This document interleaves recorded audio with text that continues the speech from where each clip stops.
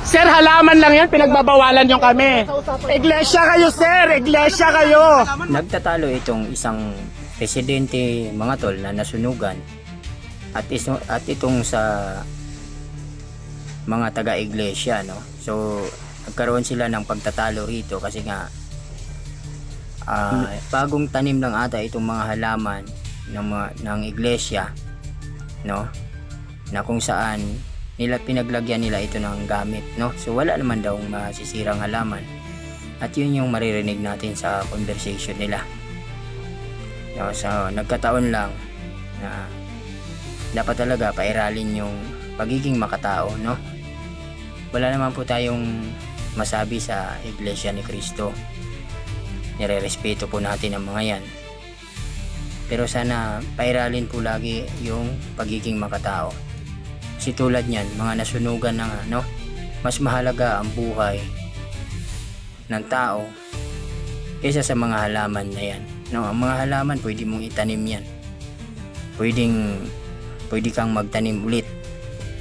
Pero ang buhay ng tao, pag once na yan ay nawala, ay di na maibabalik. Kaya yun, sana unahin lagi natin ang kaligtasan ng kapwa tao natin, no? Yung pagiging makatao. Ito, panoorin natin tong argumento nila mga tol. Halaman masira? Mas mahalaga pa po ba yung halaman, sir? Alam ko na tayo, pero konsiderasyon naman, iglesia kayo eh. Tignan nyo naman. Wala po sa iglesia yun, sir. Wala. O so ano, wala pala sa iglesia, ina? Buhay! Halaman lang yan. Ano? Kabuhayan namin, mga gamit namin ang nasisira. Sira na yung bahay namin! Hindi pinagbawalan, ano ibig sabihin nun? Ano yung baka masira? Wala kami sinisira! Hindi po kayo pinagbawalan. Oh, bakit nga? Kunin namin tong space para kahit paano magkaroon ng daan dito. Ang yaman-yaman na iglesia? Walang ganun, ano yun? Yaman-yaman na iglesia dyan. O ano, sir? Halaman versus buhay. Ilang libo yan, ilang libo na sunugan na yan. Ito? Halaman lang. Pinagbabawalan nyo kami rito sa gilid? Ganun talaga sinasabi mo. Wala, eto naka-record, oh. Ano ba sinasabi mo? Yung Ha? halaman baka masira. Anong hoy, sir? Oh, sir, sige. Sir, halaman. Pinagbabawalan kami. Halaman po yan. Ano nyo naman?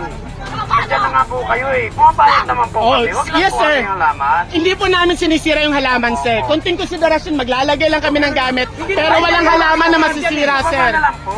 Sir, much better na nandito yung mga gamit para kahit papaano makaraan yung mga tao rito na gusto May daanan dumaan. po yan doon. May daanan po. Okay lang po. Huwag nyo lang isampa. Sige ha. Pero wala kami sisiraing halaman, sir. Opo. Pasensya na po kayo. Pasensya na po. Kasi kasananim lang yan. Ano sabi mo? Ano sabi mo? Oo, nandun na tayo, kakatanim lang. Pinaggastusan namin yan. Oh, diba sabi mo? Pinaggastusan yan. Grabe naman kayo. Halaman lang. Tama, masyado kasing garapal. Sir, tingnan mo naman, sir. Sabihan kami na baka masira yung halaman, pinagkastusan namin yan. Tama ba naman yun? Tama ba naman yun? Sana mga naman nyo kami, nasunugan na kami. Halaman lang. Oh, yun. Okay na po yan, okay na po. Okay na po, salamat. Pasensya na rin po. Wala kami sisirain, wala kami sisirain. Maglalagay lang kami ng gamit dito, sir. Po kuya. Okay lang po. Walang ha? masisira. Naman dyan isampa natin. Ha? Sir, palagay lang kami, sir. Opo. Sige po. Pero walang halaman na masisira. Ang pananalita niya, sir. Pasensya na, sorry. Ang pananalita niya kasi iba.